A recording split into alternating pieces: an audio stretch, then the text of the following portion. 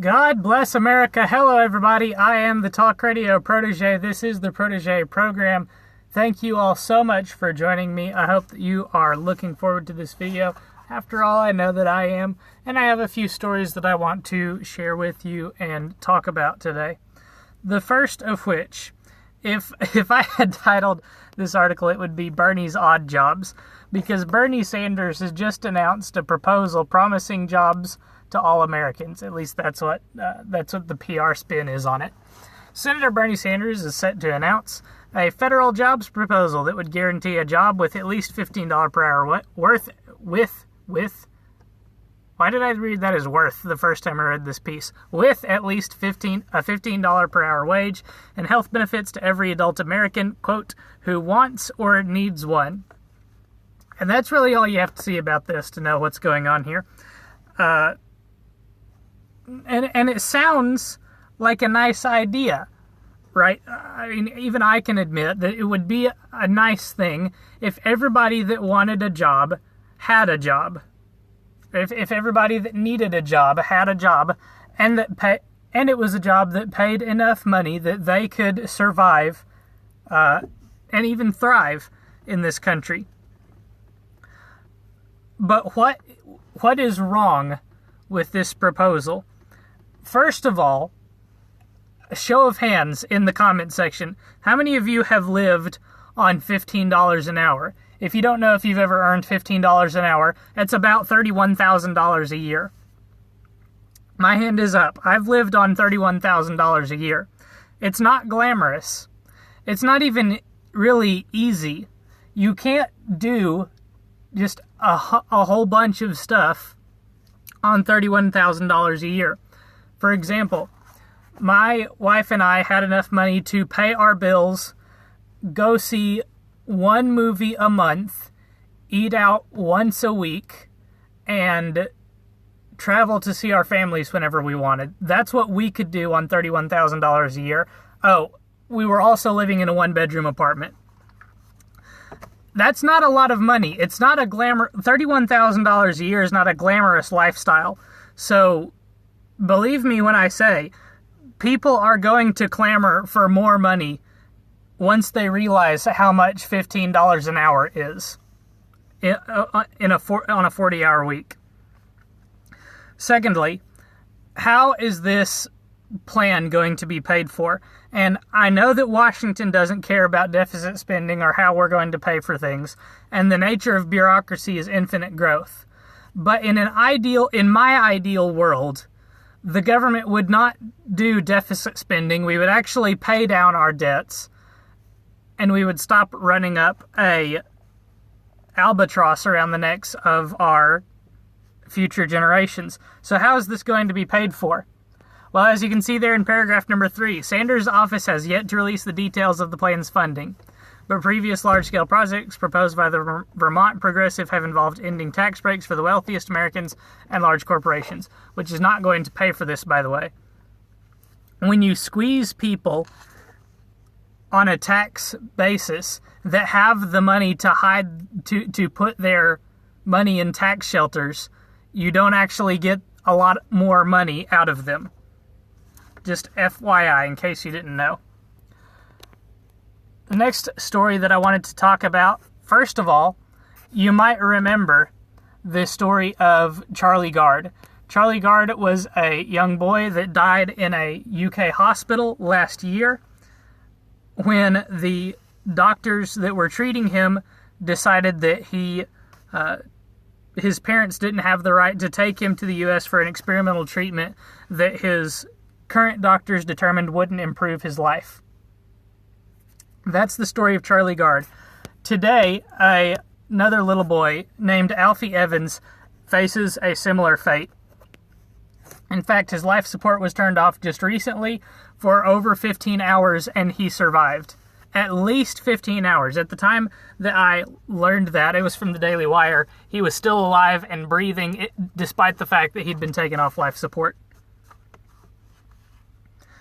His parents want to take him to Rome for treatment, but a court ruled just today that they don't have the right to do that.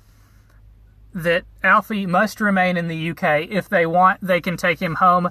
The doctors treating him have said it would take 3 to 5 days to prepare Alfie to be taken home. Now, why is this discussion important? Why is this case important? It's taking place in the UK that's so far away. Why is it important to talk about? Well, as another fellow, and I'm just going to quote him here because I like the analogy, another fellow at the Daily Wire, his name is Matt Walsh. I just recently discovered his podcast. I highly encourage you to go check him out. He does a lot. He does basically the same thing that I do, just different stories, different takes, does a really great job. Europe is on the same train tracks that the United States is on. They're just a couple of cars down the line. You know, in terms of healthcare, Obamacare started us on the road to the single-payer system. You know, it's been talked about a lot by talking heads more intelligent than I am, but the UK is into socialized healthcare. They are doing what the left wants to do to healthcare in the U.S. And Obamacare was supposed to get us to single-payer system by totally obliterating the semi-free market that was created in its aftermath. Because American people weren't going to accept Canadian and UK healthcare right off the bat. You can say we knew better. You could say we heard the horror stories. We just weren't going to accept it. So Obamacare was meant to destroy the free market so that single payer could be the solution to take its place. And the UK is showing us what single payer healthcare looks like, because that's what they have in the UK. And when you have single payer healthcare, the state gets to decide what happens to people that enter the healthcare system. And when they do that, we get situations like Charlie Gard and Alfie Evans that require us to interrogate the situation that's going on. And that is, whose responsibility is the care of a person, any person? In this situation, it's a child. In other situations, it would be the care of an individual. But this seems to rear its head more often when we're talking about dependence. You know, if an adult wants to seek an experimental treatment, all they do is walk out of the hospital and they go get it. But at least in the UK, when the parents of a child want to seek experimental treatment for their child, so far they've been denied that opportunity. You know, Charlie Gard was forced to die in a hospital. It appears that Alfie Evans will be forced to die in a hospital because the state is asserting itself as the caretaker of these children. In the natural order of things, the way that responsibility for the care of a child goes is it falls primarily on the parents. You know, in the United States, even the parents of a child can be held accountable for abusing or neglecting their children. Even the extended family can be held accountable for abuse or neglect of a child. Then if all else fails, the government steps in and takes over, becomes the caregiver of the child. But it appears that the current policy of the UK is, if a parent brings a child to the hospital, they're confessing inability to care for the child and are thus surrendering the child to the state. And I don't know about you, and I don't want to be alarmist. If I have anybody watching from the UK, don't take this as advice from me. I'm just telling you my opinion. I'm not taking my kids to a UK hospital. I don't have to because I live in the United States. But if I ever go to a vacation in the UK and I take a child, I'm not taking my child to a UK hospital. God forbid they decide that I can't take my kid to a different doctor. What if I go to the UK and my child contracts some disease? I take him to the hospital and they say, we can't do anything, your child's going to die, he needs to die here. who knows what that could end up costing me? Who knows what that could end up doing to my child? What if I could take my child home with me, sick, take him to a U.S. hospital, take him to a specialist, and they could get treated? But whereas otherwise, I take him to a hospital in the UK and they essentially confiscate the child and say, nothing can be done, your child's going to die, he might as well die here.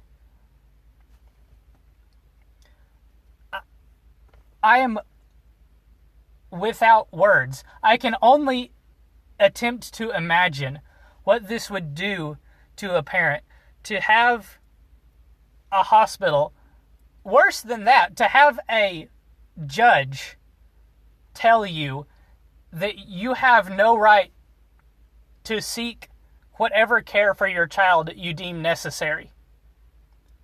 I can only imagine what the Evans family, Tom Evans and Kate James, are going through right now, having learned that they're not going to be allowed to fight for the health of their child, that they're not going to be allowed to give the child the best chance that they need, that they can get at a real life. I can only imagine. The last thing that I want to talk about is some more on the Waffle House shooting. And I want to talk about specifically this tweet from Emma Gonzalez.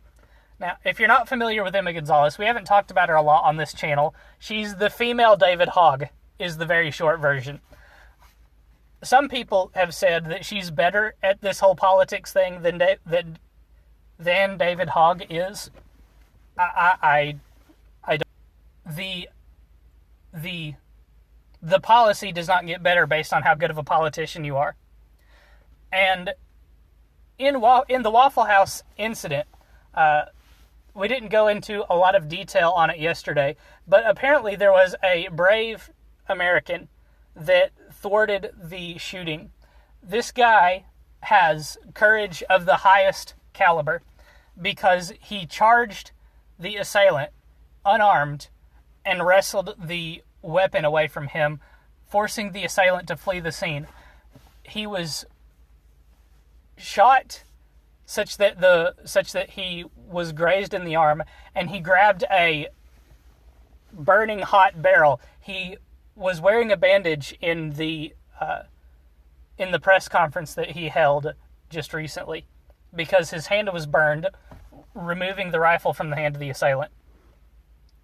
He's by all regards a hero, and I don't want to take anything away from his heroics.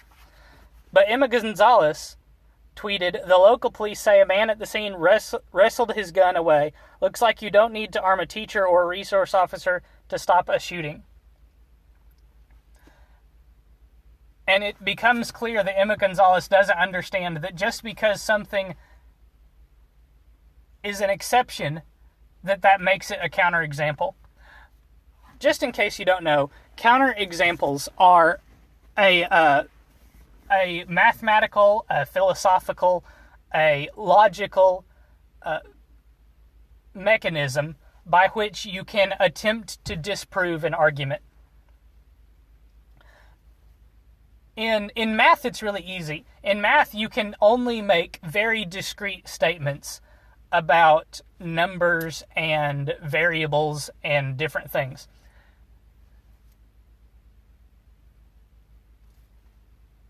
And so in math, counterexamples are easily identified and very discrete in nature as well.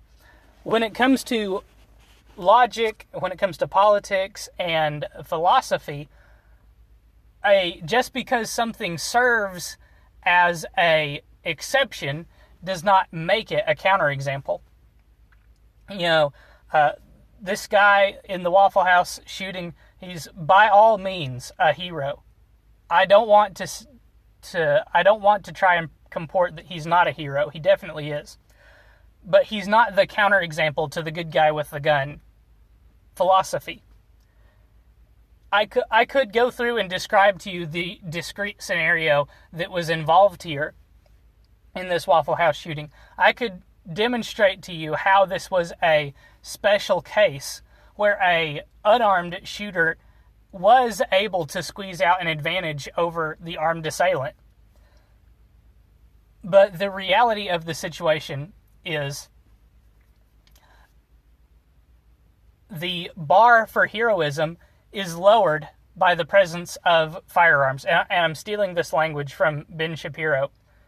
The bar for heroism is a concept. To me, it means the obstacle in standing in your way of stopping some tragedy. The bar for heroism in a bombing is much, much higher than the bar for heroism in a shooting, because in a bombing, you have to be able to stop a bomb from going off, and it takes a lot more expertise to stop a bomb from going off than it does to stop a shooting. To stop a shooting from happening, you have to stop the shooter from taking life. To stop a bombing from happening, you have to stop a bomb from going off. And to stop a shooter from taking life is a fairly simple exercise. Disarm the shooter or kill the shooter.